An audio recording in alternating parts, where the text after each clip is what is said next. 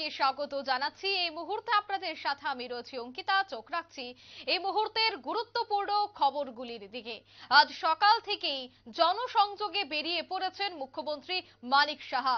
সকাল সকাল তিনি প্রচার করছেন পশ্চিম আসনের প্রার্থী বিপ্লব কুমার দেবের সমর্থনে। আজ তিনি 14 বাদারকাট বিধানসভা কেন্দ্রের প্রয়াত বিধায়ক দিলীপ সরকারের বাসভবনের সামনে থেকেই একটি র্যালি বের হয়, আর সেই র্যালিতে অংশগ্রহণ করেন মুখ্যমন্ত্রী। তৎসঙ্গে উপস্থিত ছিলেন সেই এলাকার বিধায়িকা মীনা রানী সরকার, ডিস্ট্রিক্ট প্রেসিডেন্ট অসীম ভট্টাচার্য, আগরতলা পৌর নিগমের মেয়র দীপক মজুমদার, নবাদল বণিক সহ অন্যান্য বিজেপির নেতৃত্বরা।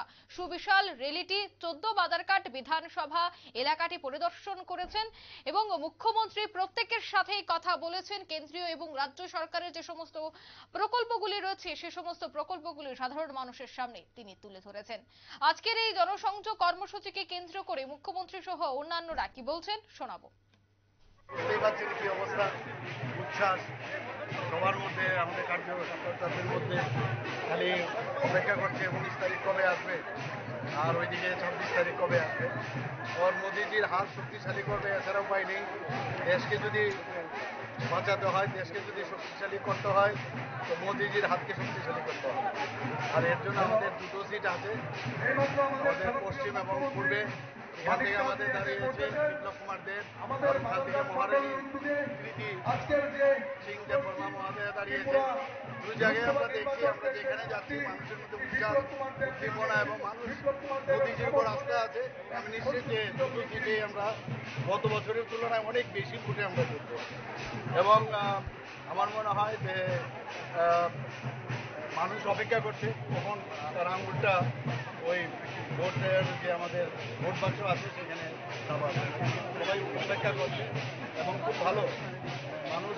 আমরা যে কথাটা বলি মানুষের সাথে সম্পর্ক না, মানে সমর্থন চাই, সমর্থনের জোয়ার চারিদিকে দেখতে পাচ্ছি। তার কালকে জনজাতি এলাকায় কালকে ডোর টু ডোর করলেন, জনজাতি এলাকায় কিরকম রয়েছে? একই অবস্থা, আমি বললাম জনজাতি জাতি আমরা একসাথে এখন একাকার হয়ে গেছি।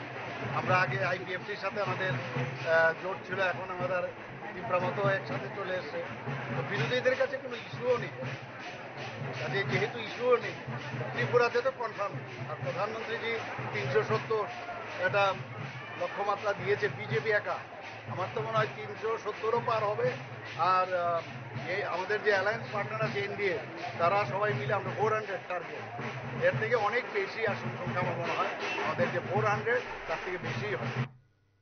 আপনারা শুনলেন মুখ্যমন্ত্রীর বক্তব্য। তিনি যথেষ্ট আশাবাদী যে গত বছরের তুলনায় এই বছর আরো বিপুল ভোটে বিজেপির প্রার্থীরা জয়যুক্ত হবে এবং তিনি বলছেন যে দেশকে রক্ষা করতে হলে প্রধানমন্ত্রী নরেন্দ্র মোদীর খুব দরকার। তাই ইতিমধ্যেই প্রত্যেকে যেন প্রধানমন্ত্রী নরেন্দ্র মোদীর সমর্থনে বিজেপির প্রার্থীদের বিপুল ভোটে জয়যুক্ত করেন তার জন্য আহ্বান রেখেছেন সংবাদ মাধ্যমের মুখোমুখি হয়ে। নিয়ে নিচ্ছে ছোট্ট একটি বিজ্ঞাপন বিরতি, সঙ্গে থাকুন।